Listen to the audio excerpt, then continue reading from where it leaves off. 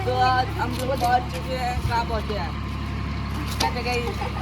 अरे वो तो दिखाने दो ना, बोर्ड काली साइड बोर्ड है, एंशिएंट ब्रिक टेम्पल। ये बहुत पुराना मंदिर है। ये वहाँ पे जमीन के नीचे और से वो निकला। देखो पेड़ में बहुत सारे फूल लगे हैं। तो देखिए आप लोग, ये जगन्नाथ मंदिर हम लोग पहुँच चुके हैं। ये बहुत ज़्यादा ही बड़ा है।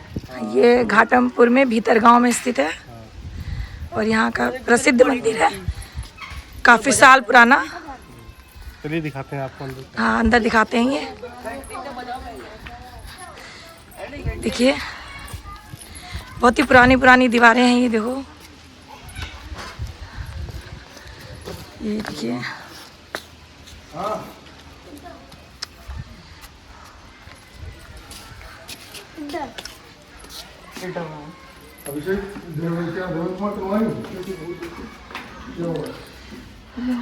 चलो कह दो। बाहर अंदर पहन के आ गई है। पहले तो दिया नहीं, इसलिए पेपर देने के बाद में यार बंदा भी लग गया। अब देखो, हाँ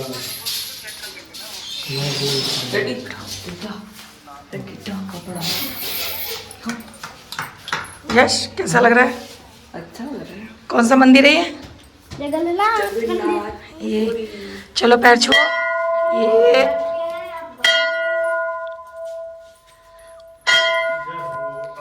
लोग पहुंच चुके हैं जगन्नाथ बाबा जी के यहाँ। ये जगन्नाथ जी की प्रतिमा है।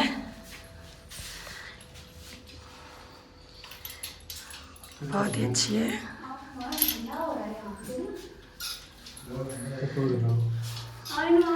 ये बहुत ही पुराने बने हुए हैं। ये बहुत ही पुराना है, बहुत ज़्यादा। खाना खा लिया?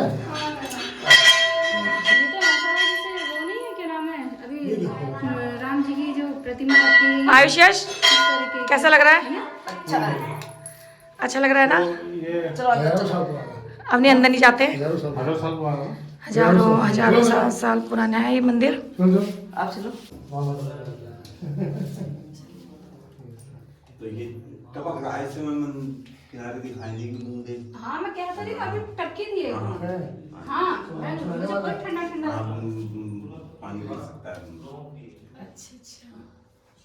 और बताइए पर ये कब कितना बड़ा है लोगों? अच्छा बैठ जाइए सब लोग आप। चलो बैठो, चलो बैठो। हाँ बैठो बैठो। बैठ जाओ यश। इस जगह नहीं मिलती अटट का जगह नहीं। इसके आगे भी तो नीचे नहीं बैठेगा नीचे। स्नैपचैट में ऐसी बना। अब ये देखेंगे, पहली बात तो इतना प्राचीनतम मंदिर हमारे भारतवर्ष में कोई दूसरा नहीं। ये तो देख लिया, चौकोर वाला जो पत्थर है, ये मानसून पत्थर है। और इसमें ये आज इसकी चर्चा विश्व में चल रही है कि भारतवर्ष में एक ऐसा मंदिर है जो कि मानसून बता देता है। तो आपको किनारे बिल्कुल नमी दिखाई देती साफ कि देखो जो है कि इसके बाहर कितनी धूप है और इसमें बताइए कहाँ से नमी आ गई, कहाँ से बूंदे आ रही है, समस्या। अच्छा, दूसरी खासियत ये है कि जिस प्रकार का मानसून बनेगा, जैसे अब जून के महीने मानसून बने तो इसमें ज्यादा बूंदे दिखाई देंगी। अच्छा, कि ये किनारे बूंदे अंदर की जो इतनी जो लगातार बरसात हुई सीजन की होती कि बरसात हुई निकल गया। अभी जो आप मानसूनी बरसात जब आएगी तो इसमें इसके संपूर्ण पत्थर पे शुरू से बूंदें आती हैं, तो शुरू अषाढ़ से भी अच्छी बरसात, यानी ऐसी बरसात होगी कि बाढ़ आ जाएगी। अच्छा, यदि इसके संपूर्ण पत्थर पे बूंदें नहीं आती इसी तरह, जैसे किनारे किनारे इसमें नमी दिखा रही, बूंद आ रही किनारे से, बिल्कुल इसी किनारे किनारे बूंदें आएंगी और फिर 8-10 रोज बाद संपूर्ण पत्थर पे बूंदें होंगी, तो फिर लेट अच्छी बरसात। फिर भादों या कुमार में ऐसी बरसात होगी कि बाढ़ आ जाएगी। अच्छा, यदि इसके एक कोने में ही केवल बूंदें आके रह जाती हैं तो फिर नॉर्मल बरसात। हाँ, फिर कभी बरसात होगी कभी नहीं होगी, मतलब इस तरह से जो है। और इतना प्राचीनतम मंदिर जीवंत हालत में हमारे भारतवर्ष में कोई दूसरा मंदिर नहीं जितना प्राचीन है। इसका प्रमाण ये देखेंगे कि ये जो चिन्ह है, इस चिन्ह को बड़ा सजा के मंदिर नुमा बना के उसके अंदर रखा गया। आप लोगों ने पढ़ा होगा कि सिंधु घाटी सभ्यता काल में लोग प्रतीक चिन्ह की पूजा करते थे। प्रकृति की पूजा करते थे, प्रकृति चक्र की पूजा करते थे। लेकिन वहाँ ये स्पष्टीकरण नहीं किया गया कि प्रतीक चिन्हों में किसकी पूजा करते थे, क्यों करते थे। क्योंकि हमारे यहाँ जब मूर्ति प्रतिष्ठा सिद्धांत के अंतर्गत जब हम भगवान विष्णु की मूर्ति स्थापित करते हैं तो स्थापित करने से पहले भी नीचे का सिरा बनाते हैं, और इस नीचे के सिरे को आज की हम अंग्रेजी भाषा में फाउंडेशन, मतलब जो अंग्रेजी भाषा में इसको फाउंडेशन बेस करते हैं, लेकिन हम पुराण की भाषा में जो नीचे का सिरा होता है इसे हम पिंडी अथवा प्रकट कहते हैं, और इसके ऊपर जो मूर्ति स्थापित करते थे उसको प्रकट पुरुष कहते थे। तो ये नीचे क्षेत्र हुआ प्रकृति। प्रकृति के हमारे यहाँ 3 गुण होते हैं, सत रज तम। ये हो गई वेदी जिसको आसन बोलते हैं। ये प्रकृति के बिल्कुल पे बनाया गया, ये प्रकट चक्र है। अभी गौर करेंगे प्रकट चक्र है तो इसको गोला बनाना चाहिए, गोला नहीं बनाया, फूल बनाया। फूल क्यों बनाया? हमेशा कलाकार जब भी कोई कला बनाता तो कला के अंदर अपना उद्देश्य छिपाता है, इसीलिए लोग कहते हैं कलाएं बोलती हैं। कलाकार यहाँ कला के माध्यम से बताना चाहता है कि ये जो प्रकृति है, इस प्रकृति की मुख्य देवी योग माया लक्ष्मी जी, यहाँ लक्ष्मी जी का चक्र चल रहा है। सब लोग माया के पीछे दौड़ रहे हैं। लक्ष्मी जी को पसंद क्या है? कमल का फूल। इसीलिए प्रकृति के सेंटर में कमल का फूल बना करके कलाकार ने दर्शाया कि जो प्रकृति की मुख्य देवी है योग माया लक्ष्मी जी। इसीलिए कमल के फूल से लक्ष्मी जी की पूजा को प्रतीकात्मक कर दिया गया। अब ये जो मूर्ति है, इस मूर्ति में जो इतिहास के विशेष जानकार हैं वो देखते ही बता देंगे नहीं, मूर्ति बहुत ही प्राचीनतम और दुर्लभ है। इधर ये सर्प हैं, ये सर्प हैं, ये पशु हैं, ये पशुपतिनाथ हैं, ये इनकी सींग है, इधर का सींग खिल टूट गया। पशुपतिनाथ के ऊपर भगवान विष्णु विराजमान है। ये ऐसी मूर्ति पूरे भारतवर्ष में देखने को नहीं मिली। जब आप इतिहास में हड़प्पा सभ्यता पढ़ेंगे तो बिल्कुल सेम टू सेम यही फोटो मिलेगी। हड़प्पा और सिंधु घाटी सभ्यता काल का कोई भी स्थान जीवंत नहीं। जितने भी स्थान मिले सब खुदाई से कर लिया, चाहे वो लोथा, लोरो, पाड़ो, कालीबंगा, हड़प्पा, मोहनजोदड़ो।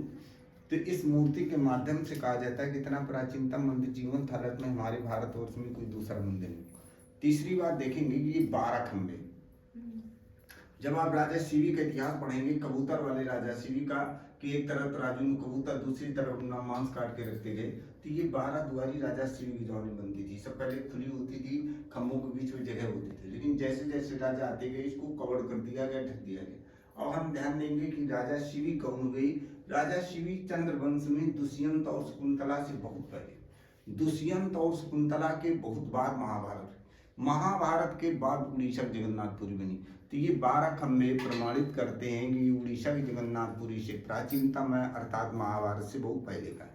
दूसरी बात एक और गौर करेंगे कि ये टोटल पत्थरों का बना हुआ है। अब आप ये गौर करेंगे, जहाँ भी आपको टोटल पत्थरों का बना हुआ मंदिर मिलेगा वहाँ आपको पहाड़ी क्षेत्र होगा, नजदीकी पहाड़ होंगे, लेकिन यहाँ 150-200 किलोमीटर की परिधि में कोई पहाड़ नहीं। तो ये पत्थर यहाँ आया कैसे? तो ये हम गौर करते हैं कि ये जो सभ्यताएं हैं सिंधु और हड़प्पा, ये सब नदियों के किनारे पाई गई। प्राचीन समय में पानी का जो मुख्य स्रोत था वो नदी ही थी, और जितना ट्रांसपोर्ट होता था सब नदियों के सारे होता था। इससे प्रमाणित होता है कि प्राचीन समय में यहाँ से कोई नदी बहती थी और उसी नदी के सहारे संपूर्ण पत्थर यहाँ लाया गया। लेकिन प्राकृतिक परिवर्तनों के कारण नदी लुप्त हो गई। अभी हम ये गौर करते हैं कि हमारी गंगा और जमुना के बीच से कौन सी नदी लुप्त हुई, तो हम प्राचीन समय से सुनते चले आए कि संगम में 3 नदियां मिलती थी, गंगा, जमुना, सरस्वती, इसीलिए उसे त्रिवेणी कहते थे। लेकिन आज सरस्वती नदी लुप्त है। ये जो प्राचीन सभ्यता यहाँ पाई जाती हैं और कुछ पत्थर यहाँ पाषाण काल का मिला, इससे प्रमाणित होता है कि प्राचीन समय में ये यहाँ से सरस्वती नदी बहती थी। सरस्वती नदी महाभारत के पहले लुप्त हो गई थी। तो इससे भी प्रमाणित होता है कि महाभारत से बहुत पहले का। दूसरा ध्यान देंगे कि जब कभी भी आप महाभारत पुराण देखेंगे तो महाभारत में देखेंगे कि भीष्म पितामह ने युधिष्ठिर को विष्णु सहस्त्र नाम का उपदेश दिया। अच्छा, विष्णु सहस्त्र नाम का उपदेश देने से पहले एक श्लोक का, क्या श्लोक का? तस्य लोक प्रधानस जगन्नाथस्य भूपते विष्णु नाम सहस्त्रम विष्णुपाभ्याकरण। एक बात गौर करेंगे कि जब महाभारत के बाद जगन्नाथ हुई तो महाभारत में जगन्नाथ शब्द कहाँ से? इससे महाभारत का श्लोक प्रमाणित करता है कि नहीं, महाभारत के पहले जगन्नाथ थे।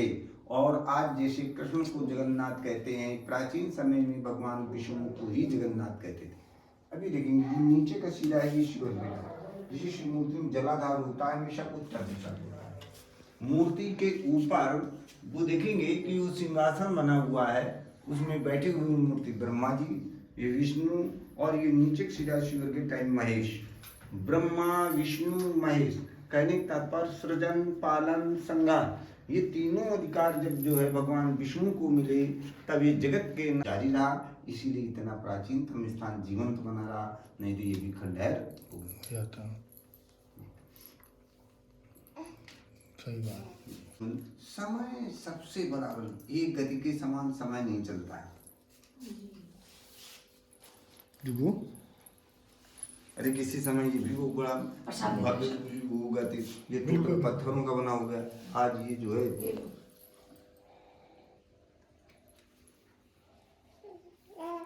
हाँ